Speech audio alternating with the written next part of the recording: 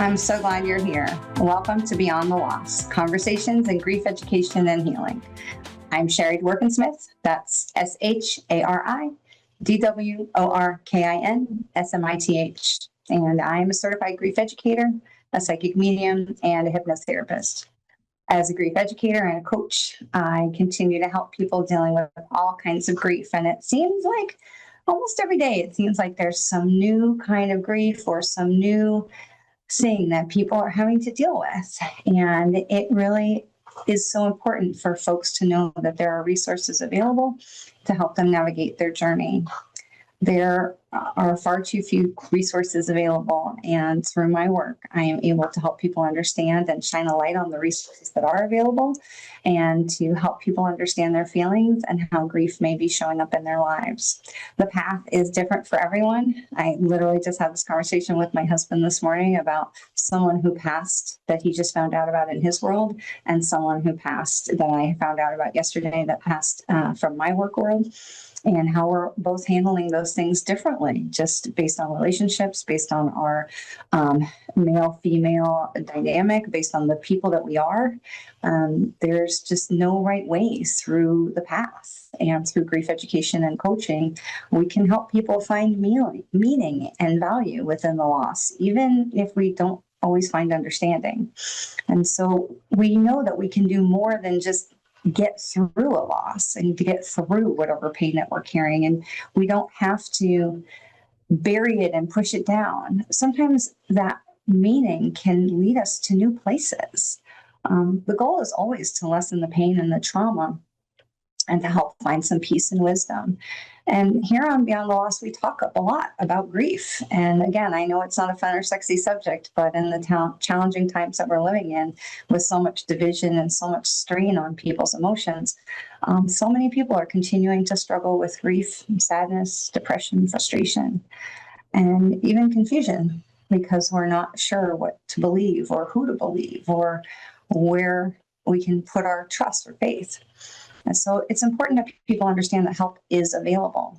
If you or someone that you know is struggling with deep sadness or depression, please know that help is available. The National Suicide Hotline is available 24 hours a day, 7 days a week, by simply calling or texting 988. That's it, just 988, and you will be connected to confidential support for yourself or for someone that you care about. This is a big part of what I do, is working with people every day. And so if something that I say resonates with you, please don't hesitate to reach out. Send a message, send a text, an email, something, and let's talk. And let's see if grief counseling or grief coaching could be right for you. It's always free to talk and ask the questions, and you can find me most easily at my website, sharidworkinsmith.com, ShariDworkinsmith.com, and I'll get back to you as fast as possible. I want to remind everybody that as smart as those AI systems are, then they still have trouble spelling my names, and you know it's not an easy one. So if you're looking for me, be sure to check with A1R Psychic Radio or Ask One Radio, because they've got it right. So today I'm truly thrilled to welcome a friend and a fellow medium who truly was able to take her loss and allow it to shift her life in a different direction. I'm so delighted to welcome Amy from Hilton Head, South Carolina. Amy and I, we don't know each other very well, though I'm excited to call her my friend, and she has been a student of mine in several of my classes. So I'm really looking forward to our conversation today and getting to know Amy along with all of you. Amy told me that she lost her father a few years ago, and that grieving his loss led her into her spiritual journey that opened her up to mediumship. So this should be a fascinating conversation. Amy, thank you so much for being here today, and welcome. Oh, thank you. Thank you for having me. Absolutely. I'm absolutely delighted for you to be here. I'm so grateful for you to be willing to share your story.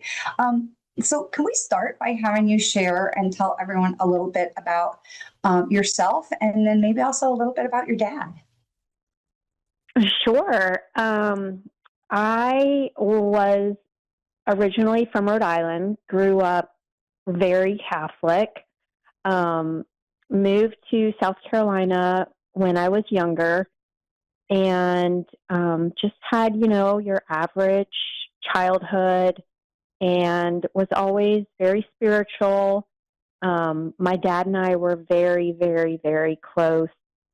And he was just always kind of like my dad, but I could also talk to him about anything and everything. Particularly, I remember when I went off to college and then afterwards when I was working, he and I would talk on the phone every day. Like anytime I drove anywhere, I was calling him. We were just, close.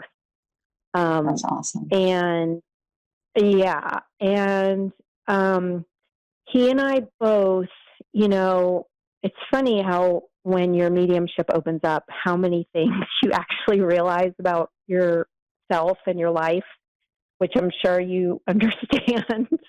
I do. Yeah. So really, I'm 51 now, but like my whole adult life, even looking back at high school, I always kind of thought that I had social anxiety and similar to my dad. And, when your mediumship opens up, you kind of realize, I don't necessarily think it was social anxiety. I think that my sensitivities and my empath self was just picking up, on so many other energies. And when you're not aware of it, you're not always picking up on the best energies. You kind of, I'm into that. you kind of gravitate towards the saddest person or the unhappiest person because you want to help them. You feel bad, but you take on those energies, and it kind of can really become quite exhausting. 100%. Untrained empaths are, prone to sickness, illness, depression, all kind, and total exhaustion. Absolutely. We have Yeah. just a little self plug here for a second. We have I created an online course called Becoming an Empowered Empath because of that very reason. Because there's so many people out there that, especially during the pandemic, were really dealing with so much exhaustion and they had no idea why, because we are seeing this sort of global opening of people to a more spiritual presence, a more spiritual world, more opening up to, the things that we can't see. So let me ask you two questions. How old were you when your dad died? And how did you know when your mediumship started opening up? Oh, these are good questions. So when I graduated college, my husband and I stayed where we lived for a very long time in the upstate of South Carolina. And then we moved to Hilton Head about 6.5 years ago to be closer to my parents. And he died shortly after we moved here, totally unexpected. So it was extremely hard because we had moved here to be near him and my mom. And it was just really overwhelming. So that was about, 6 years ago. And when that happened, and I'm sure you've experienced this and many of the listeners have experienced this, when you lose a parent or a close family member, it's like the feelings are overwhelming. Like you don't even 100%. know. Yeah, it's like really difficult to process that they can actually be gone. When you're used to talking to someone all the time and seeing them, you can't even imagine, oh, I can't talk to them anymore. And that was the thought that was with me. And I remember feeling like he was still around. And there were like little things that would happen, like I kept having all of these really unusual experiences with owls. Like I would be on a walk and this is crazy. There would be an owl on the sidewalk, like sitting on the sidewalk that wouldn't move in the middle of the day, or sitting in my backyard on the ground in the middle of the day. I would be woken up in the middle of the night because there would be an owl outside of my bedroom. It was just like a lot of owls. And I just remember thinking, is that him? Is he trying to tell me he's still around, Wow. But I was, I was going to therapy and, therapy for me anyway, it helped me deal with the change of relationships with my family members after losing my dad, but it didn't really help me with the grief as much. Right. What helped me with the grief was mediumship. And Yeah. what happened was I I was like, I know he's still around. I know that your soul is still carries on. And I kind of made it my mission to find a medium and have a reading.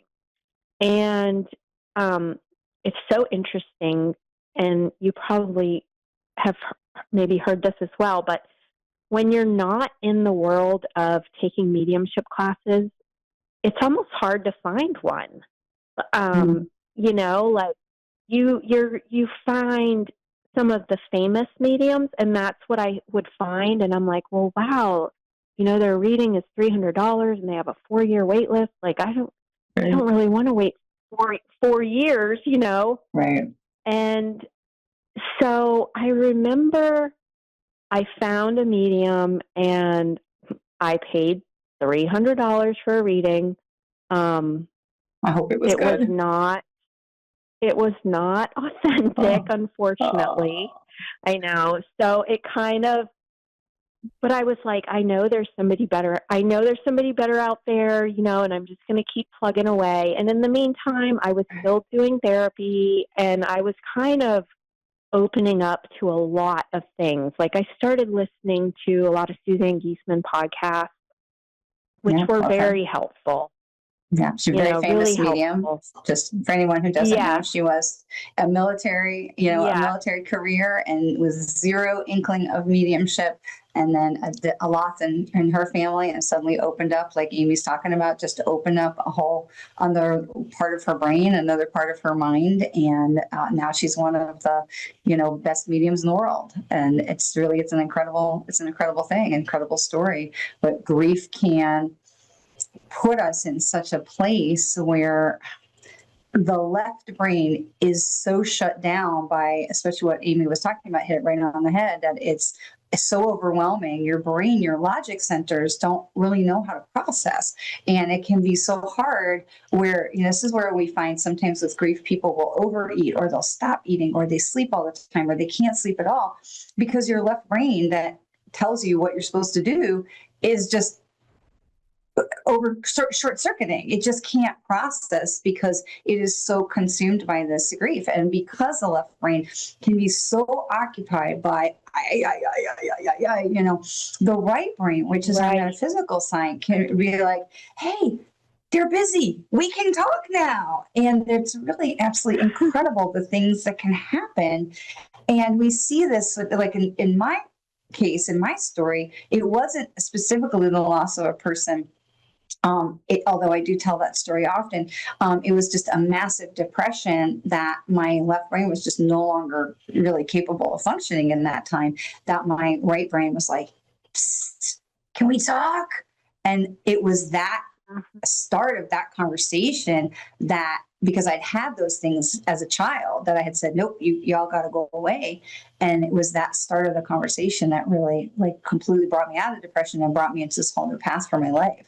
So the grief can be a catalyst for change if we can let it. No. Definitely. Do you Definitely. think? Because if that hadn't, sorry, go ahead. No, you go. You go. I was just going to say, if he hadn't passed,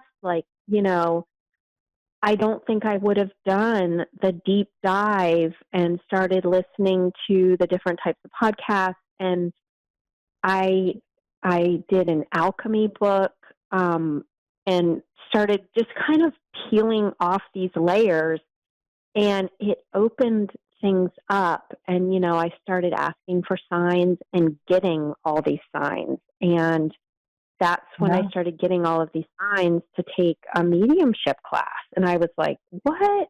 I just kind of had always thought, there's like 10 mediums in the world, and they're so special, and it's so rare, and they were born that not way. Me. And it couldn't possibly I be me, know. right? Right. Yes. I was like, there's no way I could see that. Like, and I'd always been fascinated by them too. Like I'd always watch shows on that, and the woman that so I when worked with, she said, "You're going to be doing this work inside of 3 years." And I was like, "You're crazy. I would have paid money that she was crazy," but she was right. So, yes, I couldn't believe it. I didn't feel worthy. I couldn't believe that I could do that. Yeah, that's a big part of the journey, isn't it? Yeah.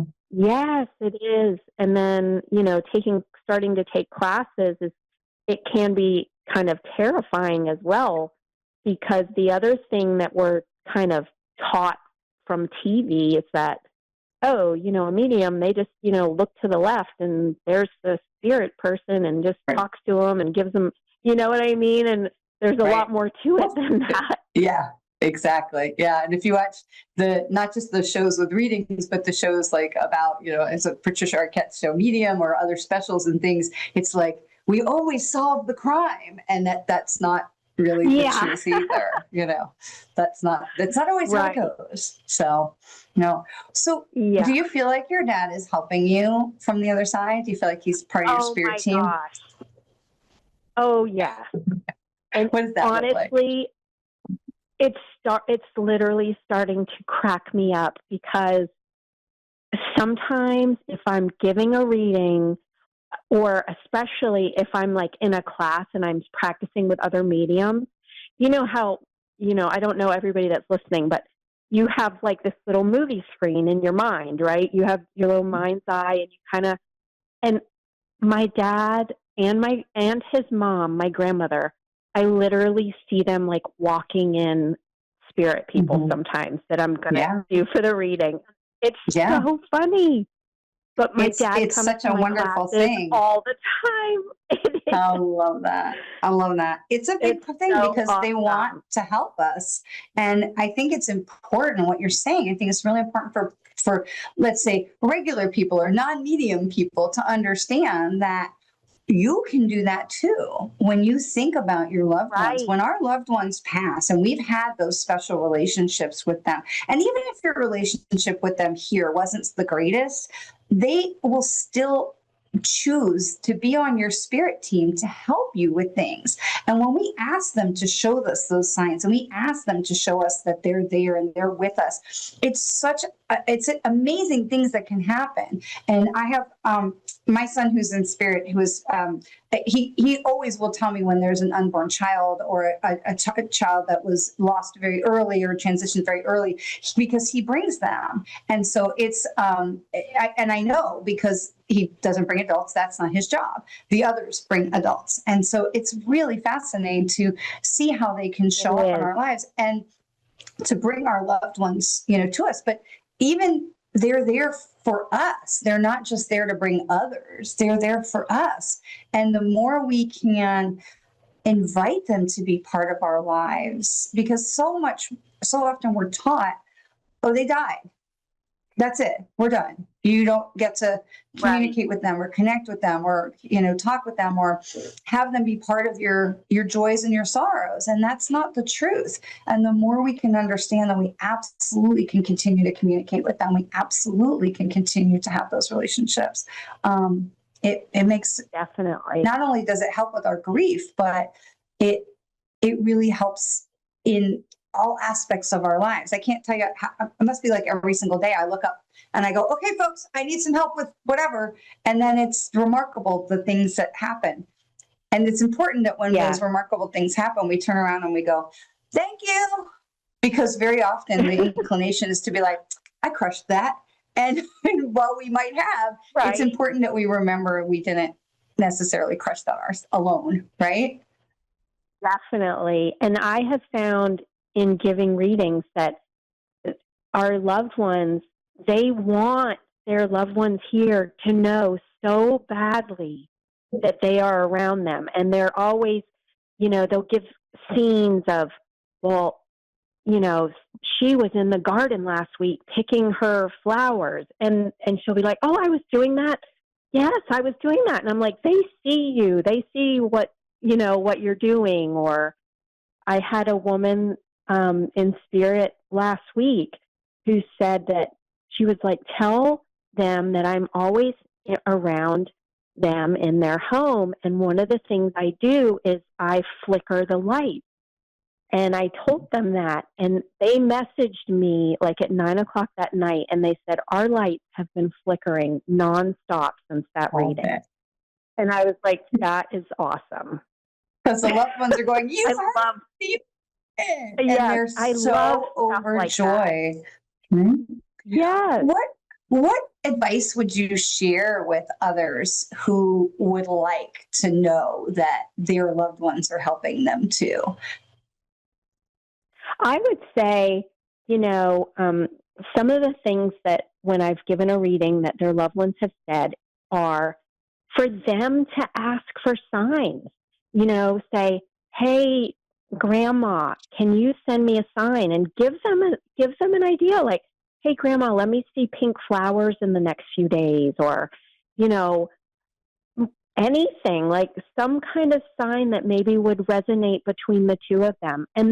But then you also, one thing I've learned is you have to say, but don't let me miss your sign. Because I've heard people say, well, I ask for signs and I don't get them. I think we ask for signs when we're in like a moment of thought about them, or maybe a moment of sadness. And then we get busy and we might miss the sign. So say, send me the sign and don't let me miss it. And the other thing I've learned is, I think a lot of people think that automatic writing has to be like spirit is like physically moving your hand. And so nobody does it because they're like, well, I can't do that. I can't do that. But I've heard from loved ones on the other side, we call it automatic writing, but what I want you to do is just sit in your thoughts with me and ask me a question and just write down the first thing that comes in. And that's me trying to communicate with you.